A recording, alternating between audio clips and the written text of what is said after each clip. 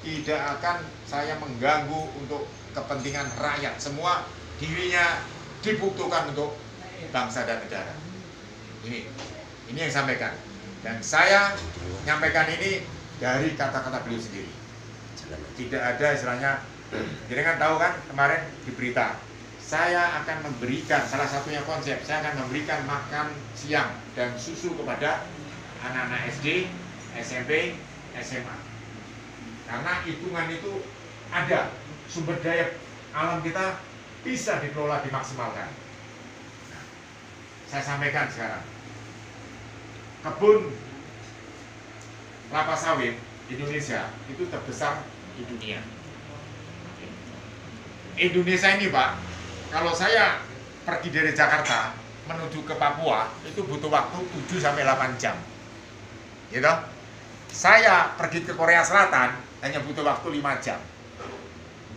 Korea Selatan sudah melewati dari Singapura, Malaysia, Thailand, Filipina, sampai negara Asia dilewati langsung Korea. Itu hanya butuh waktu 5 jam.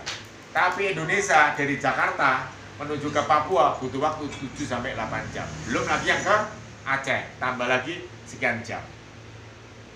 Nah ini, makanya sebetulnya Indonesia ini sumber daya alamnya sangat-sangat besar. Makanya disebut Pak Prabowo pernah membuat namanya buku paradok, Pak. Beliau membuat buku paradok, artinya apa paradok itu? Kita ini kaya, tapi kenapa rakyatnya miskin? Beliau membuat buku paradok yang isinya bagaimana konsep kalau beliau jadi presiden nantinya untuk membangun, untuk meningkatkan, untuk mensejahterakan bangsa dan negara. Ini paradok yang dia miliki. Jadi kalau paradok artinya itu dia sangat kecewa, negara yang kaya tapi rakyatnya kenapa tidak makmur, tidak sejahtera. Beliau orang pinter, orang pinter. Ini saya sampaikan. Ini. Nah itu beberapa yang saya sampaikan. Kemudian saya yakin saudara saya di sini, panjenengan pasti punya apa? Punya HP, punya alat-alat elektronik. Beliau nyampaikan, kalau saya TAP ini sudah menyampaikan seperti ini, tapi kawan-kawan saya, saudara saya yang di ruangan ini masih percaya dengan media sosial yang sifatnya negatif, beliau nyampaikan, tidak usah milih Prabowo. Bayangno itu, dia mau nyalon, tapi kalau misalnya rakyat percaya dengan media sosial yang memojokkan Pak Prabowo, silahkan nggak usah milih kalau kamu percaya. Tapi kalau rakyat ingin membangun bangsa negara, mari bersama-sama Prabowo untuk menuju suksesnya negara Indonesia. Beliau nyalon loh ini, tapi berani ngomong seperti itu. Ya, biasanya kalau orang nyalon pasti kan kalau ada negatif pasti akan counter, betul kan? Nanggapi. Beliau enggak usah. Biar rakyat sendiri yang diajak cerdas. Biar rakyat sendiri yang berpikir. Pasti nanti ada kawan kita yang akan membantu untuk menjelaskan. Beliau nyampaikan seperti itu. Oke. Makanya dengan lihat sendiri belum pernah sejak beliau jadi Mendan untuk mengcounter berita-berita negatif Pak Prabowo yang beredar di media sosial. Betul kan? Ada nggak selama ini? Belum pernah ketemu. Walaupun banyak, semakin bendera ini tiangnya tinggi, hantaman angin semakin kencang. Berita apa aja masuk, ini mental, ya biarkan aja, lama akan hilang sendiri. Ini yang saya sampaikan.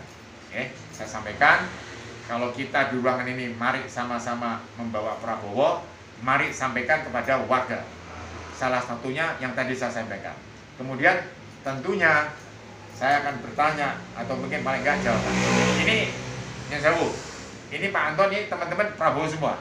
Prabowo semua. Siapa yang paling muda umurnya? Nah, kalau yang putih Mas, dengan Banjaran. Ini yang jauh mana? Yang jauh ini dalamnya? Sawan. Jauh banget ya. Sebetulnya saya sih sebetulnya saya menginginkan kelompok sekitar sini aja supaya mobilisasinya nggak terlalu jauh. Makanya saya bilang kalau jauh-jauh kasihan ongkos bensin. Tapi kalau lingkungan sini itu kan tinggal jalan kaki. Itu. Nah, yang muda sekarang, jenengan milih Prabowo. Tak takoni, apa alasannya? Semangatnya Pak. Semangate. Semangat Gitu. gitu. Ayo yang senior siapa ini? Senior. Yang senior.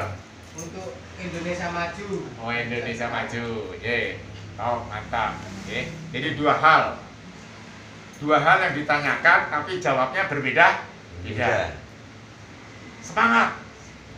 Tiga-tiganya juga semangat. Nah, gitu kan? Semangat juga tiga-tiganya. Kalau kampanye kan semangat semua, betul kan? Iya, mau namanya untuk Indonesia harus semangat. Terus Indonesia maju. Semuanya juga untuk Indonesia maju. Yang satu mungkin melalui perubahan, yang satu lagi nggak tahu misinya apa, saya nggak tahu Pak Ganjar. Kan gitu. Semuanya juga untuk Indonesia maju. Tetapi ada yang prinsip yang nantinya bisa dengan sampaikan kepada siapa? Warga, keluarga dan lain. Satu, Pak Prabowo itu kepemimpinannya tidak diragukan. Cara mimpinnya, betul nggak? Dia berpengalaman dari mulai Letnan 2 sampai dengan sekarang jadi Menteri Pertahanan. Ini nggak diragukan. Letnan 2, kemudian dari Danjen Kopassus, Pangkostrat, sekarang Menteri Pertahanan. Beliau masih dipakai oleh Presiden untuk mimpin Menteri Pertahanan, untuk mimpin bagaimana keamanan pertahanannya Indonesia. Itu jelas tanpa mempunyai kepemimpinan yang hebat, dia nggak akan mampu untuk mengendalikan begitu besar kekuatan kita. Betul kan? Kita mimpin leader, Pak. Leadernya diakui. Kalau di tentara biasanya tour of duty, tour area, TOATOD. Artinya pengalaman jabatan berpindah-pindah. Baik mulai Danton, Dangi, Danyon, Dandim, Pangdam, kemudian pindah lagi ke wilayah lain. Itulah yang sebetulnya untuk mematangkan seorang pemimpin. Kemudian yang kedua,